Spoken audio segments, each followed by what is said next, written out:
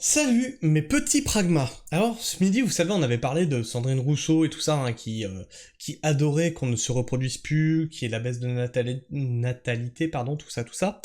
Et donc c'était très bien dans un contexte écologique tendu, et que c'était un peu le discours qui se tient du côté écolo, du côté EELV, de l'échiquier politique.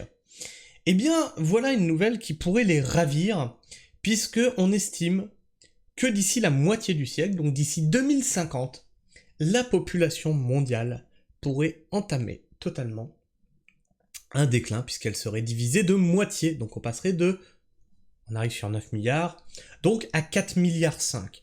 Est-ce une bonne nouvelle? Bah peut-être, ou peut-être pas, hein, 4 milliards, hein, c'était ce qu'on avait en 1980, si mes souvenirs sont bons. En 1990, on vivait très bien, moi j'ai toujours cette nostalgie des années 90, où la France était douce, où on n'était pas aussi hargneux les uns avec les autres, tu vois. J'ai un peu la nostalgie et le regret de ces années-là. Après, tu vois, en combien de temps on a remonté à 9 milliards? Il nous a fallu 30 ans, tu vois, pour passer de 4 milliards et demi à 9 milliards. Donc si elle descend en 2050 pour remonter après, bah, pas beaucoup d'intérêt, hein. Mais bon, ça va s'effondrer. Alors pourquoi nous dit-on que cela risque de s'effondrer? Quelles en sont les causes? Quelles en sont les conséquences? Pourquoi? Et ce n'est pas le seul article qui m'en parle. On a un second article et on verra s'il y a des différences. Démographie. La population mondiale pourrait entamer son déclin dès la seconde moitié du siècle. Une nouvelle étude revoit les projections de l'ONU à la baisse. En termes de croissance démographique, la population pourrait culminer à 9 milliards d'individus avant 2050. Ah, d'accord. Donc elle s'effondre pas au milieu du siècle. Elle s'effondre après. Puis diminuer progressivement. Les êtres humains étaient à peine 1 milliard en 1800. Ils sont officiellement plus de 8 milliards depuis l'an dernier. Selon les dernières estimations de l'ONU, la population mondiale devrait continuer à croître à 9,7 milliards d'individus en 2050, puis atteindre un pic à 10,4 milliards dans les années 2080. Bon, bah ça descend toujours pas, hein, donc je sais pas ce que me dit cette étude, mais pour le moment je vois que ça monte, hein. Avant de diminuer légèrement d'ici la fin du siècle, une croissance essentiellement portée par les pays d'Afrique, où vivra une personne sur 3 en 2100. Donc un tiers de la population sera dans les pays d'Afrique. Les deux autres tiers seront dans les pays d'Asie, et... Merde, on est passé où, nous? Non, parce qu'en Asie, ils sont quand même nombreux, hein, ils sont très nombreux. Ces projections des Nations Unies font référence. Une nouvelle étude réalisée par des chercheurs de l'initiative Earth for All, pour le Global Challenge Foundation, vient toutefois les revoir à la baisse. Les auteurs de ces travaux, publiés lundi par le Club de Rome, arguent que l'approche onusienne s'appuie exclusivement sur des données démographiques pour extrapoler une tendance historique. Alors c'est toujours le problème, hein, c'est comme la météo, hein, de prévoir ce qui va se passer dans le temps, c'est toujours le risque de se prendre les pieds dans le tapis, hein, sans prendre en compte les mécanismes qui sous-tendent ces évolutions. Leur modèle, Earth for All, simule les liens complexes entre les trajectoires de développement socio-économique mondial et des limites planétaires entre 1980 et 2100, précise Beniamino Calegari, professeur associé à l'université Christiania d'Oslo, et co-auteur de l'étude. Autrement dit, il prend en compte les effets d'interaction survenant dans les domaines très différents comme le PIB par habitant, l'éducation, la santé, les ressources, la productivité, le réchauffement climatique. Nous soutenons que la baisse actuelle de la fécondité, déjà très visible à l'échelle mondiale, mettra fin à la croissance de la population mondiale plus tôt. Et effectivement, ça c'est un truc que je vous en ai déjà parlé sur la chaîne, on a déjà vu des articles là-dessus, où on nous explique que, effectivement, il y a une baisse de natalité très nette actuellement. La population mondiale, plutôt que ne le prévoient les Nations Unies, explique le chercheur. Ses collègues, et lui, tirent deux scénarios de leur modélisation.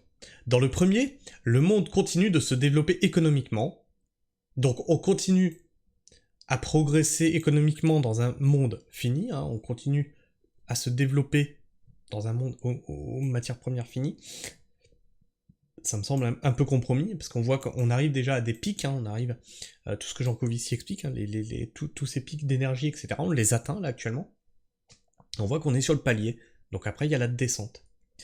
De la même manière qu'au cours des 50 dernières années. La population mondiale culminera alors à un peu moins de 9 milliards de personnes dès 2046, avant de décliner à 7,3 milliards en 2100. Le deuxième scénario, qu'il surnomme le saut de géant, se base sur une trajectoire plus optimiste en termes de développement, mais pas utopiste, assure-t-il. Avec des investissements sans précédent en matière d'éducation, de santé, de lutte contre la pauvreté et les inégalités, un essor des énergies propres et des emplois verts.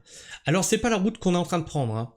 Quand on voit les escrocs de l'écologie, on voit que tout ce qui est vert, en fait, c'est destructeur de la nature, donc ça ne marche pas. La population atteindra un pic bien plus tôt avec 8,5 milliards d'individus vers 2040, avant de chuter à 6 milliards d'ici la fin du siècle. Donc plus on avance vite, plus on évolue vite vers les 9 milliards, plus la chute en 2100 est violente. En 2020, déjà, une étude américaine de l'IHME, l'Institute for Health Metric and Evaluation, revoyait à la baisse les prévisions de l'ONU, avec un pic en dessous de 10 milliards dès 2064. Les auteurs justifiaient cet écart par la prise en compte d'une fécondité bien inférieure à celle du modèle de référence prévoyant 1,66 enfants par femme en 2100. Dans l'étude publiée ce lundi par le Club de Rome, l'autonomisation des femmes, c'est-à-dire leur capacité à décider de leur propre destin en matière d'éducation, de travail et de vie familiale, est l'un des facteurs expliquant la différence avec les estimations des Nations Unies, explique Beniamino Callegari. Lorsque les femmes sont autonomes, elles expriment en moyenne une préférence pour un équilibre entre ces éléments, ce qui se traduit par un report des grossesses et donc une réduction de la taille des familles. Et oui, une femme n'est pas qu'une pondeuse, une femme est un être humain, et elles ont tout à fait le droit de ne pas avoir envie d'être que des mamans. Une femme ne se réduit pas à être une maman. Alors il y a des femmes qui ont envie d'être maman, mais les femmes qui ne veulent pas être mères, foutez-leur la paix, c'est leur droit. La décélération de la croissance démographique mondiale a déjà commencé. Cette croissance a atteint son taux maximal, plus de 2% par an, il y a environ 60 ans, explique le démographe Gilles Pisson, conseiller de la direction de l'INED. Alors l'INED, il y a un petit astérix, on verra peut-être plus tard. Depuis, ce taux ne cesse de diminuer en raison de la baisse de la fécondité. Les femmes mettent au monde 2,3 enfants en moyenne chacune, contre 5 dans les années 1960. 5, c'était le baby-boom. Et dans le scénario moyen des Nations Unies, ce taux de fécondité continue de diminuer pour atteindre 1,8 en 2100. La population va néanmoins continuer de croître dans les décennies à venir en raison de l'inertie démographique due au fait que la population mondiale comprend beaucoup d'adultes en âge de faire des enfants et relativement peu de personnes âgées. Il faut d'ailleurs l'expliquer aux gens qui pensent que l'on est trop nombreux. Il est illusoire de penser pouvoir arrêter la croissance démographique tout de suite, note le démographe. Ou alors, une guerre mondiale. Guerre mondiale, ça fait chuter tout, d'un seul coup. Et ça, c'est pas utopiste non plus, ça peut être à notre porte, là, avec ce qui se passe, voilà, ça peut arriver. Au-delà de 2050, en revanche, les projections sont plus incertaines, mais on ne sera ni 2 fois moins, ni 2 fois plus nombreux. Ah, il m'emmerde à faire ça. Dieu. Il est passé où? Mais on ne sera ni 2 fois moins, ni 2 fois plus nombreux à la fin du siècle. Selon lui, les projections comme celles publiées ce lundi viennent étoffer plus que contredire celles de l'ONU, qui a publié plusieurs scénarios avec une fourchette très large, allant de 7 à 15 milliards d'individus en 2100. Mais les méthodes qu'elles utilisent sont différentes. L'ONU calcule la population future de chaque pays à partir de 3 paramètres qui déterminent l'évolution démographique, à savoir la fécondité, l'espérance de vie et les migrations, en faisant des hypothèses sur chacun. Dans les projections de l'initiative Earth for All, les évolutions de ces paramètres sont déterminées par celles du PIB et du climat. Alors, il y avait... Ah putain, j'ai plus le nom de cette expérience là. Ce truc informatique qu'ils avaient lancé et qui expliquait qu'en 2030, il y a un effondrement de tout. De tout. D'absolument tout. La biodiversité, de nous, les humains, de tout. Absolument tout. Et ils ont fait plusieurs fois la simulation, et plusieurs fois 2030, il y a une chute brutale. 2030, c'est demain. C'est pas ce qui va se passer. Peut-être que la simulation s'est trompée, hein, et peut-être qu'on va continuer à croître. J'ai quand même du mal à me dire qu'on peut continuer à croître sachant que nos champs ne produisent plus comme avant, que nos matières premières ne sont arrivées au stade où on va aller vers de moins en moins de matières premières, etc. etc. Peut-être qu'ils ont raison et qu'on va continuer à croître, peut-être qu'il va y avoir une cassure, je ne sais pas. Mais les relations entre ces variables économiques et environnementales et la démographie sont loin d'être établies, estime Gilles Pisson. Le démographe rappelle que c'est un peu le genre de modèle sur lequel s'appuyait ce même club de Rome en 1972 pour prédire l'effondrement démographique mondial à partir du milieu du XXIe siècle. L'épuisement de ressources entraînant c'est de ça qu'il parle. Entraînant un effondrement du système productif, une explosion des famines et de la mortalité. On peut faire le bilan 50 ans après, rien ne permet d'annoncer cet effondrement de la population pour les décennies à venir. Parce que oui, 2030, bien c'est dans 6 ans maintenant. Hein. Pas de bombe démographique. Quoi qu'il en soit, le ralentissement de la croissance démographique anticipé par ces modélisations est déjà une réalité, y compris sur des continents où il y a quelques décennies, l'ONU l'envisageait plus tardivement, comme l'Amérique latine ou l'Asie. La Chine, où vit actuellement un 6e de l'humanité, a ainsi vu l'an dernier sa population baisser pour la première fois en 60 ans.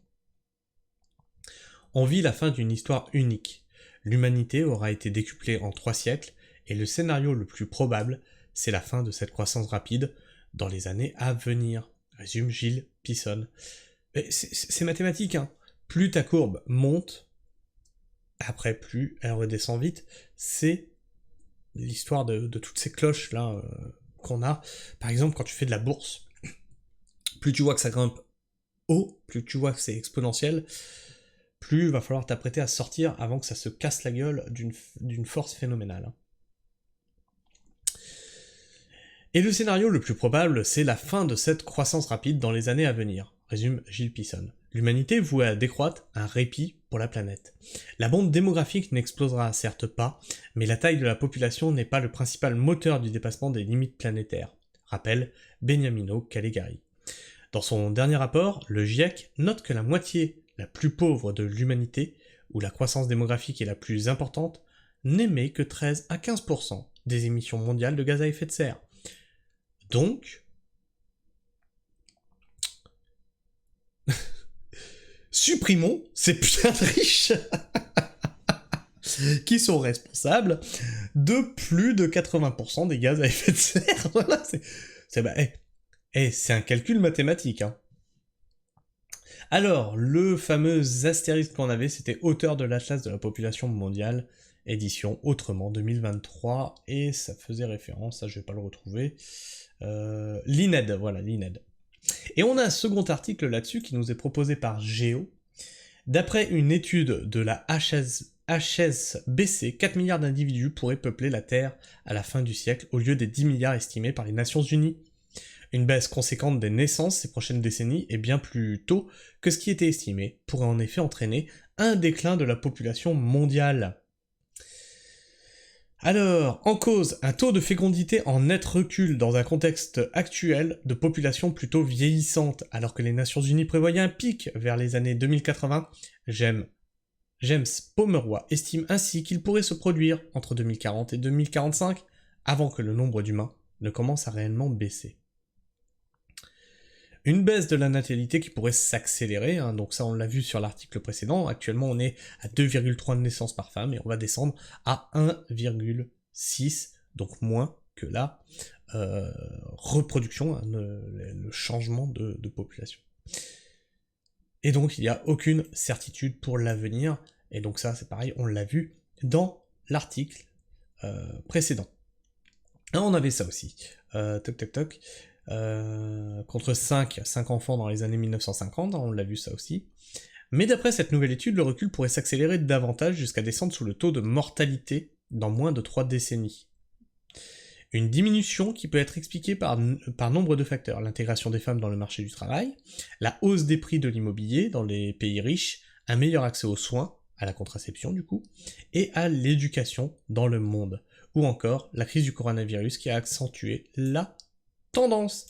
Et moi je suis surpris de lire ça, parce que comme on était tous confinés, il me semblait qu'on aurait plutôt eu tendance à tous faire des gros câlins, tu vois, et donc avoir une explosion de la natalité. Ça ne s'est pas produit, Mais j'aurais plutôt pensé qu'on aurait eu un espèce de petit baby-boom après le confinement. Enfin bref. Dites-moi ce que vous pensez de tout ça dans l'espace commentaire, je vous partagerai bien entendu les 2 articles en description. Partagez-moi votre avis et votre opinion.